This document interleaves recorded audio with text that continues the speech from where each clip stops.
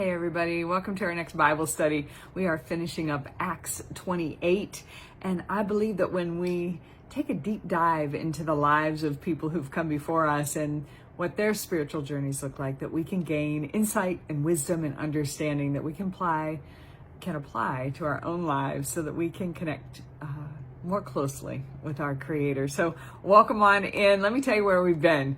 Paul is being transported to Rome as a prisoner so that he can stand trial before Caesar. And early on in the journey, the crew wants to get to the next port before the storm season comes in. And so their desire is to press on. And Paul says, I wouldn't do that. Why are we going to listen to a prisoner? So we've got crew, captain, owner of the ship who's like, press on, right? We've got places to go and goods to drop off. So they continue on, and that leads them right into a violent storm that strikes and sends them off course for a good couple of weeks. They lose all control of the ship. They can't navigate it. They throw cargo and equipment overboard. They believe that death is imminent. And then Paul becomes like this beacon of some calm voice on the ship.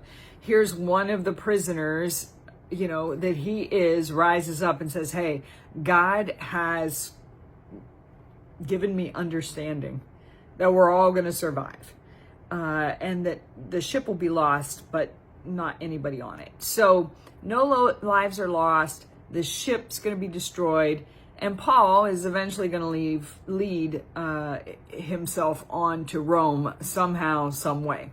So the ship eventually runs aground onto rocks or sandbar or something, but close enough where they can see shore. Those who can swim, and those who can't, they're left floating to shore on ship pieces that have broken away from the ship. So everyone survives. 276 people come up cold, exhausted, and into this unknown territory. They have no idea where they are. It is the island of Malta. And the Maltans show unusual kindness. They build a fire, they welcome them, and Paul, and I'm sure it doesn't say, but other survivors are stepping up as they're able to gather wood and so on and so forth. So they're not passive in receiving this hospitality and kindness that is extended toward them. And it's interesting, as we had talked about last week, that survival is not the same as recovery, that denying what happened isn't helpful, and sitting in what happened isn't helpful either, that there is a process that sometimes takes longer for some than others to process through what has just happened. But that doesn't mean that you stall out into victimhood, and it doesn't mean that you deny what happened in the process either. So the other thing we learned about was that hardship does not relinquish you from responsibility, and that kindness can come from unexpected people, and healthy people can receive help by still surrendering to the purpose that's in front of them. There's a difference between being a victim and being victorious. So if you're interested in any of those topics that we covered last time, you can go over to the channel or page and check out in the previous week that you're seeing this. The title of the study is called When the Storm is Over, but You Are Still Not Okay.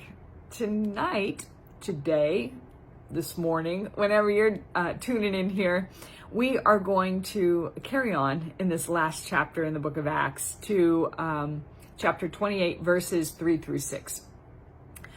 Paul gathered a pile of sticks for the fire. He was putting them on the fire when a poisonous snake came out because of the heat and bit him on the hand. The people living on the island, the Maltans, saw the snake hanging from Paul's hand. They said to each other, "This man must be a murderer. He did not die in the sea, but justice does not want him to live. But Paul shook the snake off into the fire, and he was not hurt.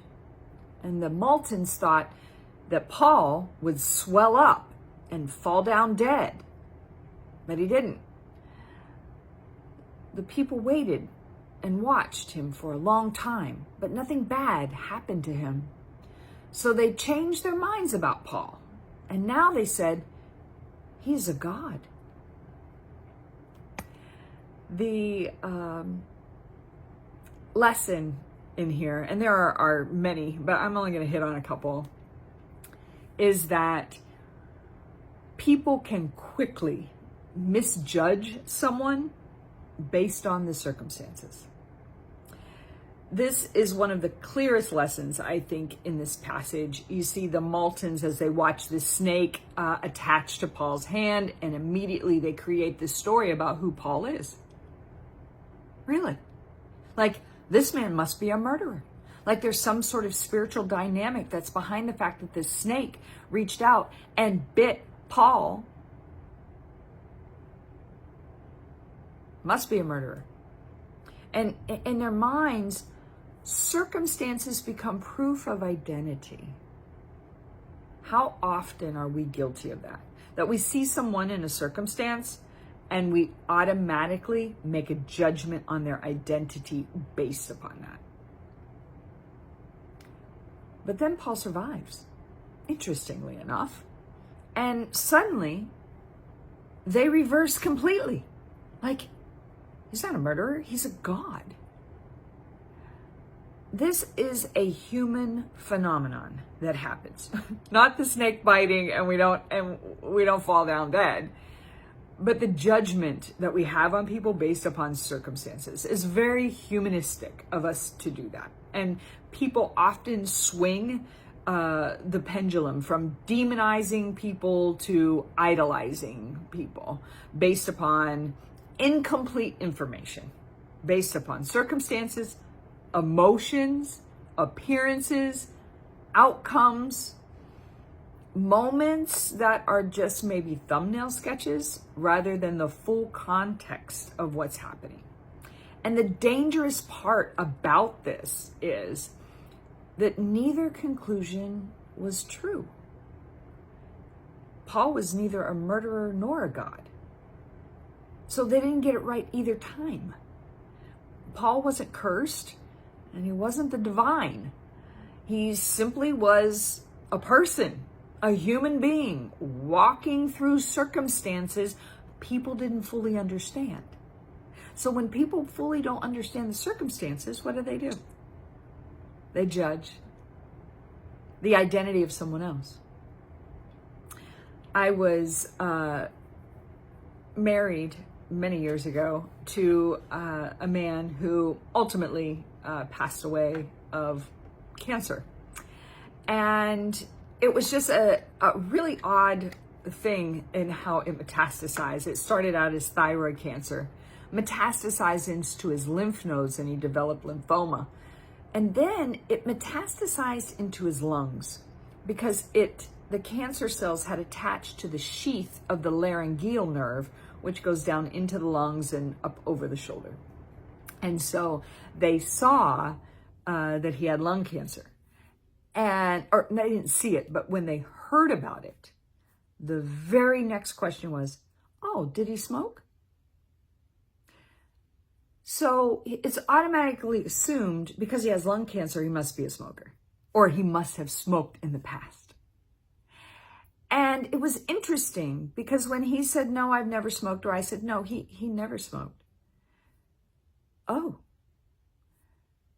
so you mean you can get lung cancer and never smoke, right? And there was oftentimes, does he have poor eating habits? Does he do this? Because if we can find out why he has what he has, then that would keep us out of getting it too, right? Because it was always the non-smokers who asked, oh, did he smoke? Nope. Oh. And when the non-smokers found out he never smoked, it was like, wow, you mean I could be susceptible getting that too? right? Interesting how circumstances will create a judgment to define who you are by other people. People will see a divorce. They'll see a diagnosis, like I just described, financial hardship, a failed business, anxiety, loss, criticism, success, influence, wealth, even poverty. And immediately, in our midst of our humanness, we will assign identity and meaning to that person. Well, if something bad happened to you, then you must have done something wrong. And if you want to see how that plays out in even more detail, you can also look at the book of Job. It's all about his friends saying, "What'd you do wrong, Job? What happened?" And even in the Gospels, people came to Jesus and said, "You see this young boy here? He has this disease. He's had it since he was an infant. Is this because of the sins of his parents? Because he didn't do anything wrong. He had it at birth. So it had to have been because of his parents." Do you see how we identify? And Jesus was like, "No, it's nothing like that. It's absolutely nothing like that." We see the beauty of this soul operating through his own disabilities. It's actually a gift. It's a gift that God would be glorified. What? God would be glorified through that boy's suffering? Yeah, he's a beautiful creature. He's a wonderful being. We love and extend love and give glory to God for his life. Look how we're talking about him. Look how amazing he is, right? So we see a snake bite a man and think he's a murderer. Snake gets away. Paul doesn't fall over dead. Oh, he must be a god. If you struggle, you must be weak. And if you prosper, you must have all the answers. And if you succeed, boy, you must be extraordinary. And if you fail, oh, you must be a loser. We do it all the time. It is so wired into our humanness. And if we can begin to see, not through the lens of our ego, not through the lens of our humanness, but through the lens of our spirit, we can begin to see with eyes of love. I believe that love does not complete us, that love reveals us. You got to know who you are. So that's why grounding your identity is so important. And I think that's the second lesson here. Paul wasn't moved by saying, "Hey, oh, I'm not a murderer. I'm not a murderer." He didn't go into all that. "I'm a prisoner, but it's not because I killed anybody." No, he's not justifying or defending himself here. And when he shook off the snake back into the fire and he wasn't harmed by it, and now they're saying, "Oh, he's a god." He didn't say, I'm pretty holy. I kind of got my shit together. God and I are tight. No. "Oh, let me go into everything I know about God. And let me tell you about the Jesus teachings that I've been parading around for years all over. Let me tell you where all I've been." No, we don't hear any of that. Neither one. He's there collecting in humility because he knows his purpose. So his identity is not some dramatic scene for him. It's not some emotional collapse either. And there's no obsession over the attack. There's maturity in that. And not everything requires panic, and not everything requires fixation. Some things need to be recognized. Some things need to be shaken off and left in the fire, right? So as you think about these few verses, I believe that self-reflection is a part of spiritual maturity and emotional maturity and emotional intelligence, I should say, right? Mental maturity. But self-reflection matters because, to me, you can live from assumptions and emotional reactions. You can live out of that. You can live out of your wounds. You can live out of your ego. You can live out of pride. You can live out of insecurity. You can live out of fear of abandonment and anxious attachment. You can have a fear of, you can live out of your own cultural conditioning or conditioning from your past experiences while believing that you actually see things clearly when you don't, because there's a lens that's been created over that. And spiritually, blind spots can distort truth. How you see God, how you see yourself, how you interpret suffering, how you treat other people, how you see other people, how you respond to success, failure, disappointment. And I'll give you an example. If you secretly believe that hardship means that God has abandoned you, then every storm becomes a spiritual crisis. And it's not. It's life circumstances happening. So if you believe that success proves superiority, then pride begins to grow unnoticed. If you constantly need approval from others and you need to feel validated, and so now you'll tell part of the story, or you'll soften the truth to create a narrative to make you look a certain way in public perception so that you can be validated in who you are and who your feelings are and in your victimhood, then your emotional stability becomes controlled by public opinion instead of truth. And if you judge people quickly based on appearance, or in this case, with Paul, circumstance, you can completely misread what's going on in their life and who they actually are. That whole can't judge a book by its cover, or also sometimes the circumstances surrounding them. And this impacts us everywhere when we begin to lay over these judgments on people based upon their circumstances. It impacts our relationships. It impacts our own leadership abilities. It impacts our decision making. It impacts our emotional health, our spiritual maturity, our intellectual intelligence. And self-reflection slows down our thought process enough to ask, why did I react that way? What story am I attaching to the situation rather than the truth of the reality of the situation? What is actually true? Am I seeing clearly or am I seeing emotionally? And do you have the maturity to set aside the emotion in order to see it clearly?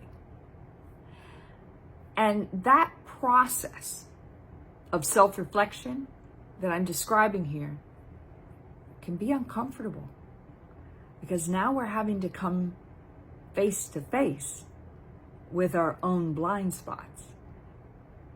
And when I said this earlier, love does not complete us, it reveals us. That when people come to us with love and we're spewing and we're reflecting love only to them in a place of radical acceptance, regardless of their identity or their circumstances, that love shines light in dark places. We don't have to assume people being gods or demons. We just have to love people. no matter if a snake bites them or not. It doesn't make anything about them. It's a situation that happened, right? If you don't step out of the judgments based on circumstances and defining people based upon what's happening to them, you will have the same relational conflicts, you'll have the same emotional conflicts, the same destructive coping mechanisms, the same misinterpretations, and the same cycles of blame, because you're not willing to step out of yourself and just merely accept the reality of what has happened and not place meaning on it when it comes to a person and their identity and who they are. Spiritually mature people remain teachable. They understand, hey, I can love God and love others and still have blind spots. Those two truths can still hold. And that humility creates the edge of growth, because we're able to grow from that space. Because transformation usually begins the moment someone is willing to see what they previously could not see about themselves. Because once you see that, you can't unsee that. Now it's going to show up everywhere. You're like, again. Because once you see it, you can't unsee it. And now that pattern that's coming to the forefront because you've taken the time to reflect and ask the hard questions about yourself. We're not worried about whether the snake bit Paul, didn't bite Paul, he died, didn't die. It's where were we in placing the judgment on that? Self-reflection. So as we come to the end of this study, I want to leave you with some questions that you can use during the time you have now, while you're in the car, or while you're sitting waiting for the kids, or maybe just some private time that you have early in the morning or later at night. Maybe you can do it right now and just pause this video after each question and contemplate for yourself. How much of your identity is tied to the opinions and the reactions of other people? The answer to that hard answer for yourself is very revealing. Think about that. Next question. When people misunderstand, criticize, or falsely label you, do you collapse emotionally, or do you stay grounded in truth? Have you ever judged someone's character based on a painful circumstance that they had or an outward appearance? Do you tend to idolize people when they succeed and condemn people when they struggle? Are you looking at your current hardship as proof that something's wrong with you? What snake bites in your life are you still holding on to instead of shaking off and moving forward like Paul did? When difficulty comes after a hard season, do you assume God has abandoned you? Are you seeking validation from crowds or specific people that are emotionally inconsistent and quick to change opinions? Can you remain steady in both criticism and praise?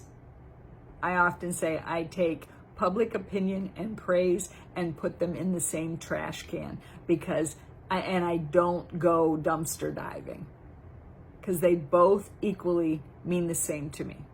Nothing. Because I value who I am I know who I am, and I do not need recognized, and I don't need the validation from others to know who I am and what I stand for. Can you say that about yourself? Or are you too swayed by the public opinion? And so therefore you have to seek a validation from it. What would it look like if you were to stay focused on your purpose instead of becoming distracted by public perception? I hope these questions will give you a cause to pause and take a look at your own life, yourself, and your relationships around you to see how you're aligning with other people, what they're in your life for, how you're using them for feedback or criticism, how you're taking praise from them, and what that's doing for you. How are you doing that with your kids, with your partner? How are you seeking validation outside of your relationships, intimate relationships, because you don't feel like you're being validated within it? Or you want your partner to see how validated you are by other people. We all have blind spots. You, me, and all the other billions of people in the world. We're humans. And it's part of our human conditioning. And when difficulty comes in hard seasons, do you assume that God's abandoned you and you're seeking validation for it? Blind spots will shape your life, whether you acknowledge them or not. And the people on Malta were completely sincere in their judgments, both times, about Paul. First, they believed he was cursed. Then they believed he was the divine. And they were confident both times. And they were wrong both times. That should humble us. Next week, after the storm, after the shipwreck, after the snake bite, after the public misjudgment that we just talked about, these ancient texts are going to introduce us to a man named Publius. And he is the leading official on the island of Malta. And he opens his home and welcomes Paul, and I'm sure some other guests, to stay with him for a few days. So this next study is going to explore hospitality. It's going to explore influence, healing, and what happens when hardship becomes your doorway for destiny. So may the truth that we learned today soften your heart and feed your spirit, renew your mind, and guide your steps. And until we meet again next time, love God, love others, and love yourself.